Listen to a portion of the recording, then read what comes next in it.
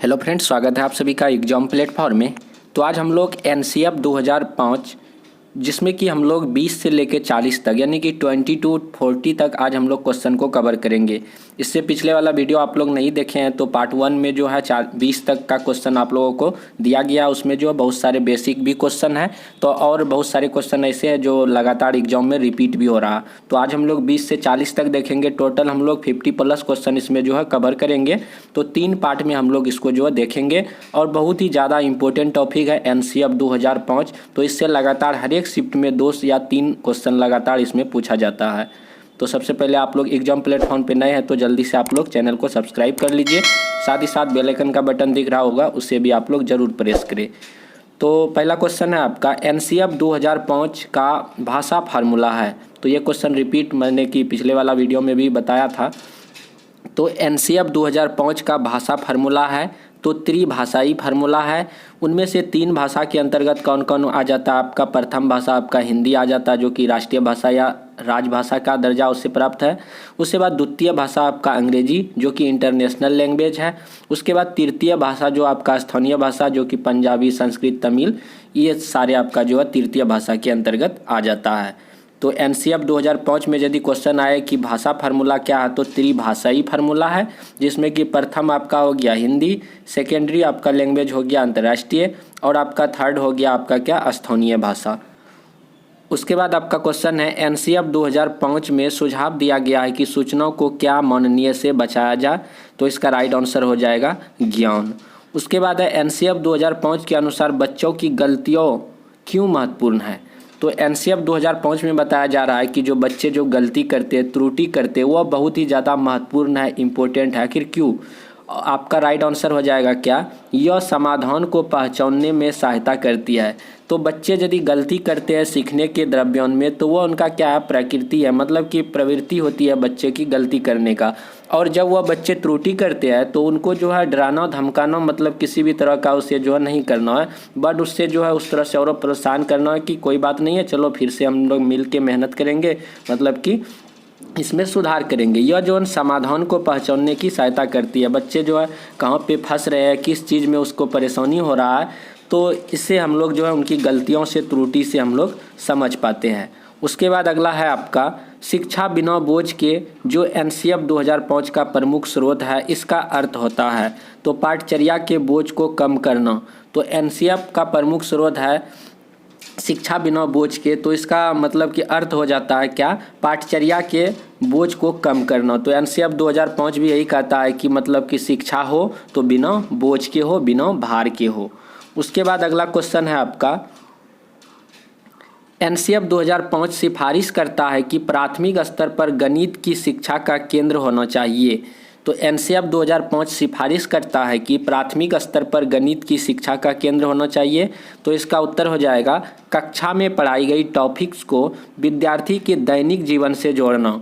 तो गणित के भी शिक्षा कैसे होना चाहिए, जब बच्चे को गणित के कोई भी सवाल पढ़ाते हैं या कुछ भी पढ़ाते हैं तो बच्चे को जो है जो पढ़ाते हैं जिस भी टॉपिक को, तो विद्यार्थियों के जो दैनिक जीवन में उसका जो दिनचर्या में जो यूज हो रहा है तो उससे मतलब कि जोड़ के पढ़ाना है, तभी वह बच्चा जो है अच्छे से सीख पाएंगे। उसके बाद है एनसीएफ 2005 में गणित शिक्षण के बारे में बताया गया है कि गणित शिक्षण महत्वाकांक्षी, सुगमता और महत्वपूर्ण होना चाहिए। यह महत्वाकांक्षी का मतलब क्या है। तो एनसीएफ 2005 में गणित शिक्षण के बारे में बताया गया है कि गणित शिक्षण महत्वाकांक्षी, सुगमता और महत्वपूर्ण होना चाहिए। तो यहाँ पर महत्वाकांक्षी का क्या मतलब है, तो इसका उत्तर हो जाएगा गणित के उच्च उद्देश्य यानी कि लक्ष्य की प्राप्ति हो। तो मतलब जब भी हम लोग गणित पढ़ाते हैं तो गणित पढ़ाने का मेन उद्देश्य होना चाहिए क्या, बच्चे का जो लक्ष्य है उस चीज़ को प्राप्त करे। उसके बाद अगला क्वेश्चन है आपका एनसीएफ 2005 में गणित की लंबी आकृतियों का मतलब है। तो एनसीएफ 2005 में गणित की लंबी आकृति का क्या मतलब है। तो इसका राइट आंसर हो जाएगा एकता संकल्पना पर दूसरी संकल्पना बनाना। तो इसका राइट आंसर क्या होगा, एकता संकल्पना पर दूसरी संकल्पना बनाना।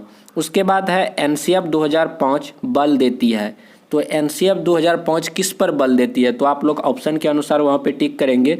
तो करके सीखने पर। जब बच्चे स्वयं करके किसी चीज़ को समझेंगे, सीखेंगे, तो वह ज़्यादा ही बेहतर होता है। तो एनसीएफ भी उसी बात पर बल देती है कि बच्चे स्वयं कर को मतलब कि करके कार्य को सीखें, तो करके सीखने पर बल देती है। उसके बाद है एनसीएफ 2005 में कला शिक्षा को विद्यालय में जोड़ने का उद्देश्य है। तो एनसीएफ 2005 के तहत जो है कला शिक्षा को विद्यालय में जोड़ने का क्या उद्देश्य है? तो इसका राइट आंसर हो जाएगा सांस्कृतिक विरासत की प्रशंसा करना एवं छात्रों के व्यक्तित्व और मानसिक स्वास्थ्य को विकसित करना। तो कला विषय को जो जोड़ा जा रहा है तो एनसीएफ के द्वारा 2005 के द्वारा, तो क्यों जोड़ा जा रहा है, इसका क्या उद्देश्य है? तो सांस्कृतिक विरासत की प्रशंसा करना एवं छात्रों के व्यक्तित्व एवं मानसिक स्वास्थ्य को विकसित करना इसका मेन उद्देश्य है। उसके बाद 30 नंबर है आपका एनसीएफ 2005 में गुणवत्ता आयाम शीर्षक के अंतर्गत महत्व दिया गया है। तो बताना है कि एनसीएफ 2005 में गुणवत्ता आयाम शीर्षक के अंतर्गत महत्व दिया गया है। तो इसका राइट आंसर हो जाएगा बालकों के लिए संरक्षित अनुभव एवं पाठ्यक्रम सुधार को। तो इसका राइट आंसर हो जाएगा क्या? बालकों का जो संरक्षित अनुभव है और पाठ्यक्रम है उसको सुधार करने का मेन इसका जो है उद्देश्य है। उसके बाद है 31 नंबर एनसीएफ 2005 में सामाजिक अध्ययन। तो एनसीएफ 2005 में सामाजिक अध्ययन में कौन से मुद्दों को शामिल करने की अनुशंसा की गई है? तो एनसीएफ 2005 में जो है सामाजिक अध्ययन के कौन से मुद्दे को शामिल करने की अनुशंसा की गई है, बात कही गई है? तो इसका राइट आंसर हो जाएगा सभी स्तर के विद्यार्थियों के लैंगिक एवं स्वास्थ्य संबंधी मुद्दे। तो सामाजिक अध्ययन में जो है इस मुद्दे को शामिल करने की अनुशंसा की गई है कि सभी स्तर के विद्यार्थियों के लैंगिक एवं स्वास्थ्य संबंधी मुद्दे को शामिल हो। उसके बाद है आपका 32 नंबर उसके बाद एनसीएफ 2005 की 5 मार्गदर्शक सिद्धांत कौन कौन से हैं? तो एनसीएफ 2005 के अंतर्गत जो है 5 मार्गदर्शक है। इनमें से 5 मार्गदर्शक इस प्रकार है। ज्ञान को विद्यालय के बाहर जीवन से जोड़ना। जो भी टॉपिक्स को पढ़ाया जाए विद्यार्थियों को, तो उन मतलब कि पढ़ाने के दरमियान में जो है बच्चों को जो है मतलब कि विद्यालय के जो बाहरी जीवन है उस चीज़ को जोड़ के उसे क्या करना है, पढ़ाना है। पढ़ाई रटन प्रणाली से मुक्त हो। तो मतलब कि बच्चे को जो है रटाना नहीं है, बच्चे से जो है खुद उस चीज़ को जो है करके मतलब कि किसी भी काम को करवाना है। और बच्चे जब समझ के किसी भी चीज़ को सीखेंगे तो वह ज़्यादा बेहतर होता है। उसे जो है रटाना नहीं है, उसे क्या करना, सिखाना है। उसके बाद है पाठचर्या का इस तरह का समर्थन होगी वह बच्चों के चौमुखी विकास का मुहैया कराए। मतलब कि चौमुखी हो गया क्या, समग्र विकास। तो बच्चों के जो है सभी तरह के शारीरिक, मानसिक, बौद्धिक मतलब सभी तरह का विकास हो, ये तरह मतलब कि ये आपका मार्गदर्शक है एनसीएफ 2005 का। उसके बाद है परीक्षा को अपेक्षाकृत अधिक लचीला बनाना और कक्षा की गतिविधियों से जोड़ना। अब मतलब कि परीक्षा को ऐसा नहीं कि बहुत ही हार्ड वर्क कर दिया जाए, बच्चे की परीक्षा से डरने लग जाए, तो इस तरह से नहीं करना। उसे क्या करना, लचीला बनाना है। और कक्षा की जो गतिविधि है, कक्षा में जो चीज़ सीखा है बच्चा, उन सारे बातों से क्या करना है, परीक्षा को जोड़ना है और उसे क्या करना, लचीला करना है। उसके बाद आगे है एक ऐसी भावी पहचान का विकास जिससे प्रजातांत्रिक राज्य व्यवस्था के अंतर्गत राष्ट्रीय चिंताएं समाहित हो। तो इस तरह से ये 5 आपका जो है ऐसे मार्गदर्शक है जो एनसीएफ 2005 के अनुसार है। तो ज्ञान विद्यालय के बाहर जीवन से जोड़ना, पढ़ाई रटन प्रणाली से मुक्त हो, उसके बाद है पाठचर्या का इस तरह समर्थन होगी कि बच्चे चौमुखी विकास का मुहैया कराए, परीक्षा के अपेक्षाकृत अधिक लचीला बनाना परीक्षा को। उसके बाद एक ऐसी अधिभावी पहचान का विकास जिसके प्रजातांत्रिक राज्य व्यवस्था के अंतर्गत राष्ट्रीय चिंताएं समाहित हो। उसके बाद अगला है आपका राष्ट्रीय पाठचर्या की रूपरेखा 2005 के अनुसार बच्चों की प्राथमिक स्तर पर भाषा का माध्यम होना चाहिए।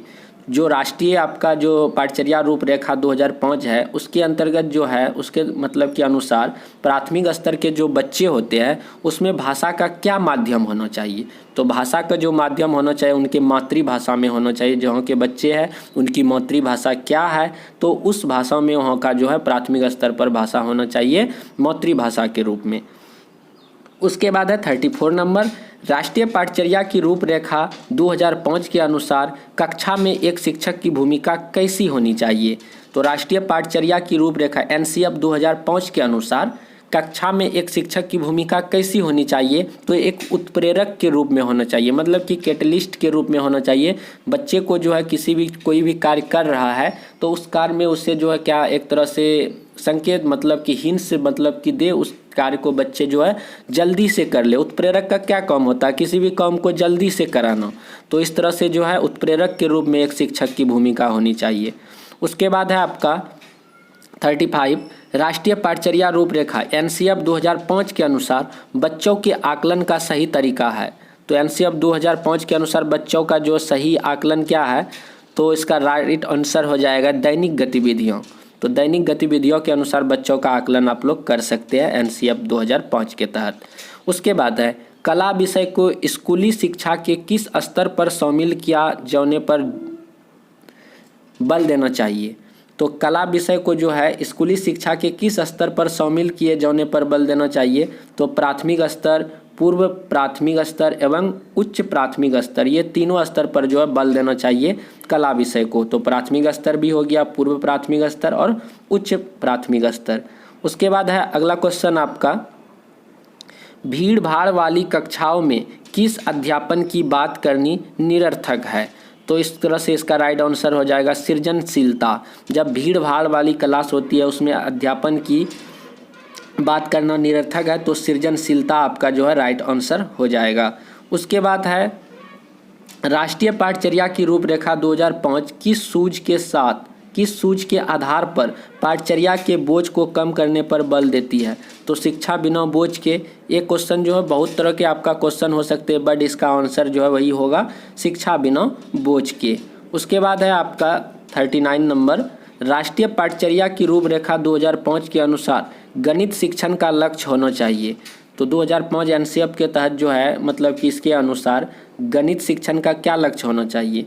तो गणित शिक्षण का लक्ष्य ही है क्या, अमूर्त चिंतन का निर्माण करना, तार्किक ढंग से सोचना एवं संचालित करने की योग्यता को विकसित करना। तो एनसीएफ 2005 गणित के बारे में क्या कहती है कि अमूर्त चिंतन का निर्माण करना, तार्किक ढंग से सोचना, किसी भी चीज़ को अच्छे, मतलब कि तार्किक ढंग से सोचना और संचालित करने की उसमें योग्यता होनी चाहिए। ये सारे बातों का विकास करना है क्या, गणित के बारे में। उसके बाद है आपका 40 नंबर क्वेश्चन, एनसीएफ 2005 के अनुसार कक्षा एवं कक्षा 2 की विद्यार्थियों के लिए मूल्यांकन का तरीका होना चाहिए।